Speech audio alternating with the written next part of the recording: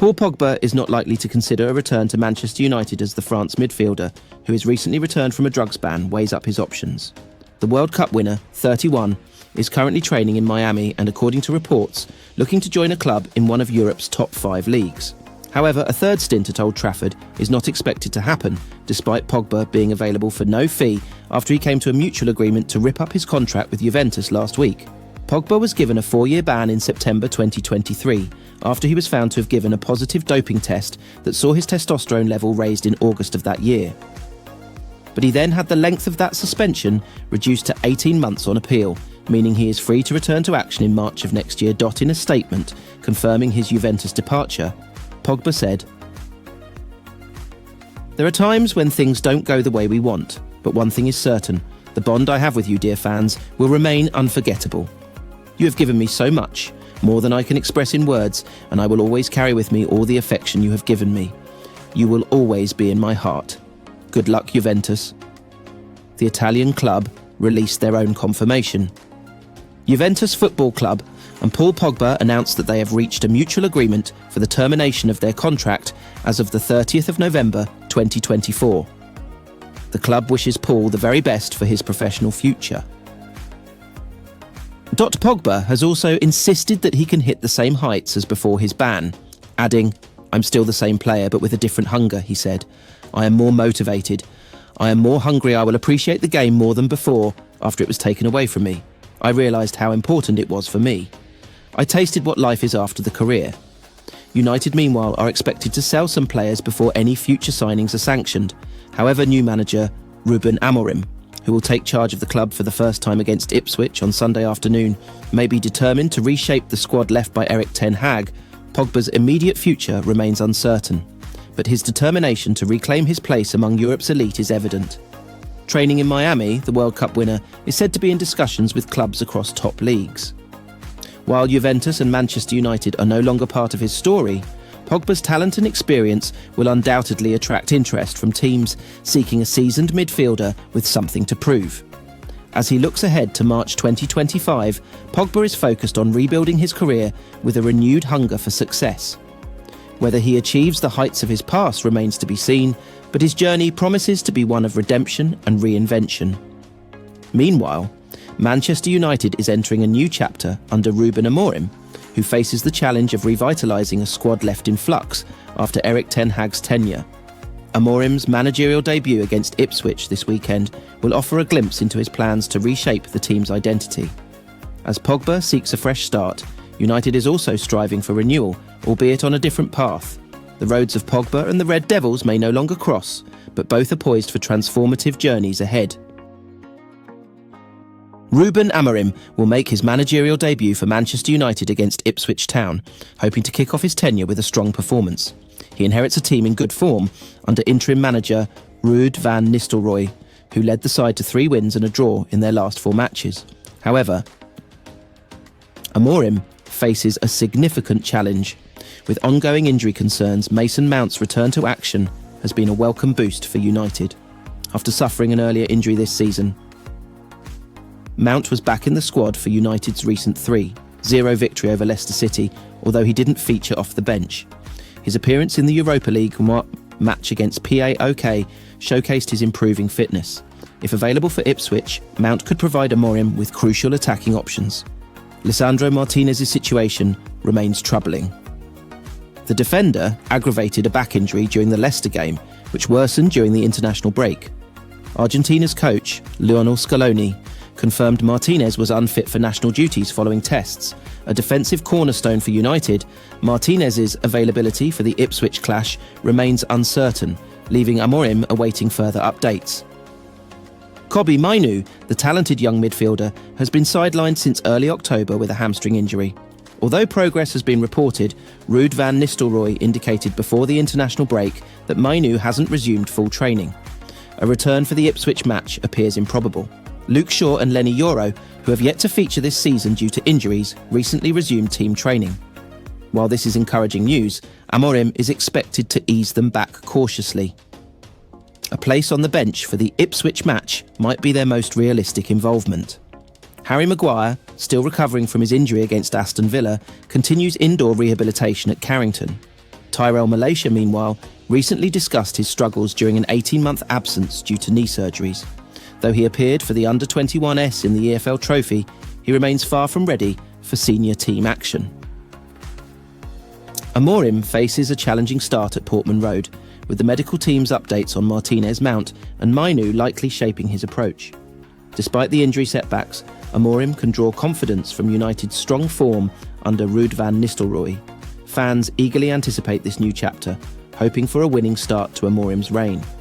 While injuries may complicate team selection, a spirited performance against Ipswich could lay the foundation for a successful era under the Portuguese coach. The sun had barely risen over Carrington, but the Manchester United training ground was already alive with energy. Players whispered among themselves, excited yet curious about what lay ahead. They had heard the rumours Ruben Amorim, the Portuguese mastermind, was different. At precisely 9 a.m, Amorim strode onto the pitch, with a confidence that immediately commanded respect. His whistle hung loosely around his neck, and a clipboard filled with diagrams and notes was tucked under his arm. The players could sense it, this was no ordinary training session. "All right, everyone, gather round," Amorim called out. His voice was calm, but carried an authority that silenced the chatter.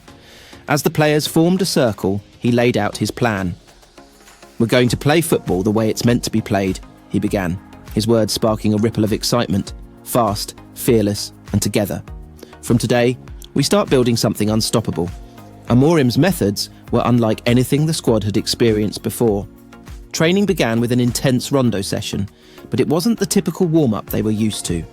Amorim's version demanded precision, speed, and constant communication. Laughter and frustration mixed as players tried to keep up with the blistering pace. Then came tactical drills. Using coloured cones and markers, Amorim broke down positional play in ways that left even the most seasoned players impressed. He moved among them, correcting stances, pointing out spaces to exploit, and praising quick thinking. "Good, Bruno, that's what I want to see. Rashford, when you make that run, trust your instincts," he shouted, his enthusiasm infectious. For the defenders, Amorim introduced a drill designed to replicate high-pressure scenarios. Lisandro Martinez and Raphael Varane locked eyes as they prepared for the challenge. "Stay compact, communicate and anticipate," Amorim instructed Dot. As the session progressed, the players found themselves pushing harder, smiling more, and rediscovering the joy of the game. The final segment of training was a scrimmage, but with a twist. Amorim introduced rules that forced the team to adapt, think creatively, and trust one another. Goals weren't celebrated by individuals, but by the entire team. When Garnacho scored a screamer, Amorim clapped and yelled, "That's it! That's the Manchester United spirit!" By the end of the session, the players were exhausted, but exhilarated. The camaraderie was palpable, and even the younger players felt like they belonged. News of the extraordinary session spread quickly. Staff members who watched from the sidelines couldn't contain their excitement. "I've never seen anything like it," one of them admitted. Back at Old Trafford, fans began sharing clips and photos from the day. The hashtag #AmorimEra started trending, with supporters marvelling at the energy and passion radiating from the squad. "This is it," one fan tweeted. "This is the Manchester United we've been waiting for." As the players left the pitch, drenched in sweat but smiling, Amorim stood watching them, a satisfied look on his face.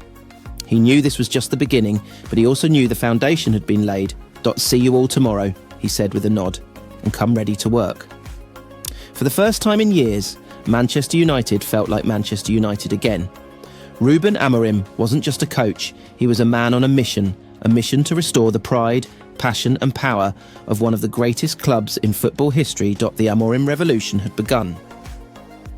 Edwin van der Sar has made a heartwarming to the pitch in a charity match for Ajax following a brain hemorrhage last year. The iconic Dutch goalkeeper, 54, played for a raft of top clubs during his illustrious career, including the Amsterdam Giants and Manchester United, who were his last club before he retired from professional football. Van der Sar chose to transition into an executive role after hanging up his gloves and worked his way up through the ranks at Ajax. He eventually became the club's chief executive officer before falling ill. Thankfully, the Dutchman has recovered well since suffering a brain hemorrhage whilst on holiday in Croatia last year. And Van der Sar was even well enough to don the goalkeeping gloves one more time this weekend. The former Old Trafford favourite was one of a number of players who rolled back the years to feature in a charity match. pitting a team of Ajax legends against an opposing team from Real Madrid for the former's 125th anniversary celebrations. Van der Sar had earlier shared a post on social media hyping the event, sharing a picture of a ball at his feet. He said last session done before the Ajax Legends match this Sunday versus Real Madrid. Anyone else looking forward to the game? The sight of Van der Sar playing football again, albeit in a one-off game, will be a welcome sight to many Manchester United fans. They gave their former goalkeeper a rousing reception when he returned to Old Trafford for the fixture against Aston Villa on Boxing Day last year, while still recovering from his brain hemorrhage. Van der Sar won a staggering 11 trophies during his 6 years at Old Trafford after joining the Red Devils from Premier League rivals Fulham.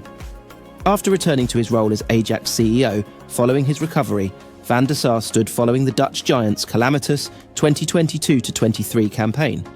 In a statement, he explained, after almost 11 years on the board, I am done. We have experienced wonderful things together, but it has also been an incredibly tough period. I'm very grateful for the people I have met and worked with during my second career at Ajax and what we have achieved and been through together. I feel the need to take some distance, to get some rest and to do other things. It doesn't feel good to take decisions about the future of this wonderful club in the coming period.